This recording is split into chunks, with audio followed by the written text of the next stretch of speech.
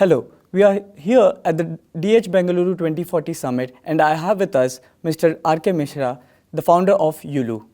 Hello, sir. Hello. So, what do you expect from the upcoming policy around battery swapping technology and how do you expect this to contribute towards the future of mobility? See, first of all, the government of India so far had been focusing on making people buy electric vehicles. So, if you are a car buyer, you will get 2.5 lakh.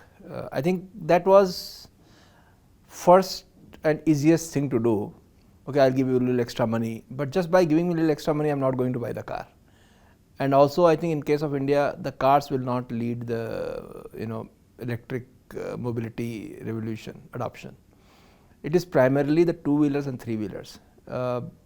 In two-wheelers also, you'll be surprised that around 73% vehicles sold so far are the low-speed electric vehicles, and primarily being used by gig economy workers, which could be these food delivery, grocery delivery, medicine delivery, and couriers. So, we worked with the policy makers and we said, you are giving subsidy for me to buy my third or fourth car, which I may never use. I will buy just because you are giving the money. This is not going to be sustainable, because you cannot keep giving unlimited money.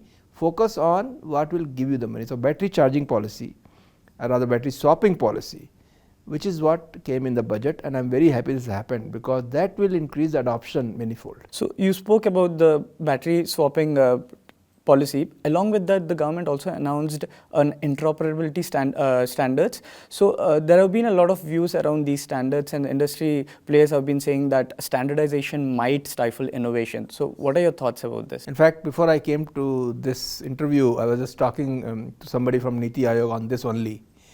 I think government's idea of standardization, giving the direction that we should eventually standardize, is very good, because you cannot have 300 different types of connectors and batteries, otherwise there will be no adoption, it will be so fragmented. So, what I just told them that please give the guidelines, be advisory, not prescriptive, because it is very early. I mean, Yulu is almost now the oldest company with the largest number of vehicles with maximum experience in this field, and we started from the day one with batteries which are swappable. We never had vehicles with a fixed battery. Despite that, and we are in third generation of our battery, till today can I say that my fourth generation battery, which is coming in May with Bajaj, is it the best battery? I don't know. We have learned. Our earlier connectors were getting loose. Now we said no, it should be press fit. But with the press fit we will find some other problems. Initially we had the water issues, so then we went waterproof. So, I think it is still evolving. I will give a very classic example. VHS was the tape. I don't know whether you were born then. We had a tape era. Now you are only talking about Spotify's, and VHS was the preferred standard by the government of Japan. But then Sony came with Beta, and Toshiba and Sony fought forever. The government promoted VHS, by the way, but eventually who won? It was Beta, because Beta was better. So, I think the government should only give advisory. Boss, all of you need to work towards the best standard, not the one standard. Today you cannot define the one standard because we don't know what is the best. So, their industry is very right. OEMs will not come online. Why will Bajaj or TVS or Hero will all come together? Because TVS will say my battery is better, Bajaj will say my battery is better. Eventually the public will decide which is better, and that should become the standard.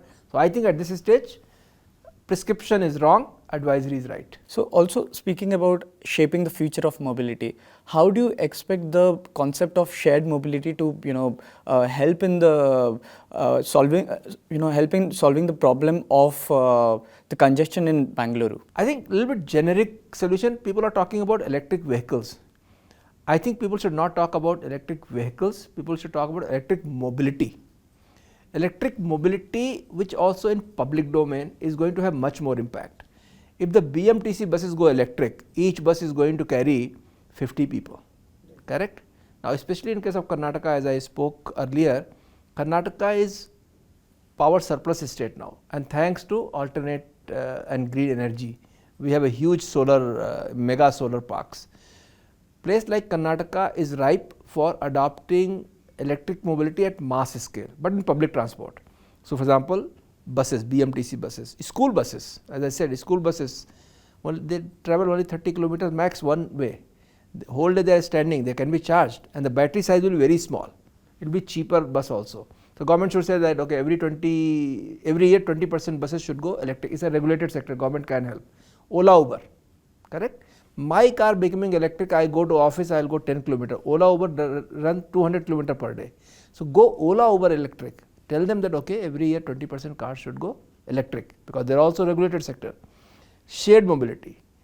I mean, because of COVID, now you see there is so much of goods delivery, food, medicine, grocery. Whole day they are running, and they are running hundreds of kilometers per day.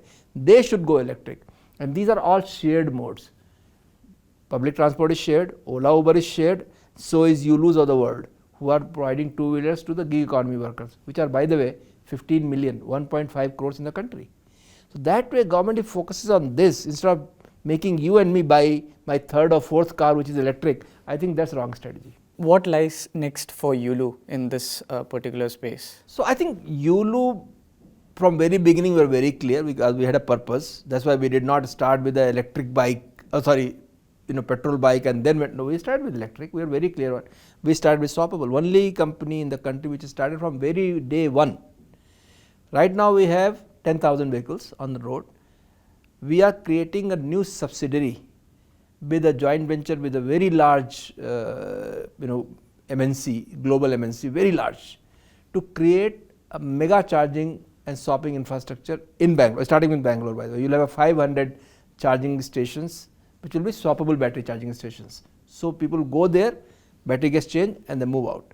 And then we are creating mega charging farms, where thousands of batteries will be charged in one go, which will be almost like industrial sheds, like you have the warehouses. So this will be a charging warehouse, which will be in the industrial area. Then from there batteries will go to these charge points. From there they will be distributed, no charging at those locations. So I think by end of the year, total across the country, we will be putting 100,000 bikes, 1 lakh. Bangalore should get around 30,000 to 40,000 bikes, and these are same low speed, high quality electric two-wheelers, which are primarily being used by goods mobility and people mobility for first and last mile connectivity.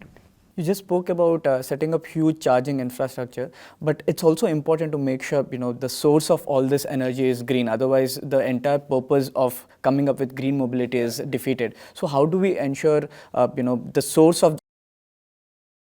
So the green energy is viable only at scale. I cannot put solar panel on my roof and hope that I will be able to charge this thing. So Karnataka has taken a leap, so has Rajasthan, so has MP, where they are creating these mega solar parks. Karnataka doesn't have buyers for that energy. So that's why daytime they are surplus energy. So I think me doing charging using the power of BESCOM, which is also now subsidized thanks to our EV policy, which we wrote in 2017, I think our energy mix is already quite a bit of green. I think daytime energy mix almost 30% could be green. So we are using BESCOM power, but lot of BESCOM power is already green. So that is thanks to me being in Karnataka. Had I been in Delhi, that power comes from Badarpur coal power plant. So that will not be green. But in Karnataka, maybe in MP, and of course now the grids are connected, the north-south grid connectivity. So if the country produces more solar, country produces more hydro, country produces more nuclear, I think it will be green. So I think production has to be at scale at the country level and state level. Consumption will be mixed the way we are planning to do in Bangalore. Just one last question. So what is your vision for 2040 in terms of mobility? Very nice. I lived in Tokyo for almost 10 years. I had a motorcycle, also I had a car because I was a travel enthusiast. I never used car during weekday. Weekend I cleaned the car half day and use the car next half day. I would like to see a Bangalore where nobody has to take out his personal vehicle to go to office or work. I would like to see, so essentially I should be able to go to the nearest bus stop or nearest metro station using a shared mobility vehicle, which could be Yulu or maybe a Ola Uber, which is electric. And then maybe weekend when I to go out, I want to go long distance, I just want to drive my car, then maybe I take out my car or my personal vehicle. That's what my vision for mobility in Bangalore in 2040. Why 2040? I'd like to see this in 2030. Thank you. Thank you so much, sir. Watch out for more exclusive interviews for All Day today, coming to you straight away from DH 2040 Summit.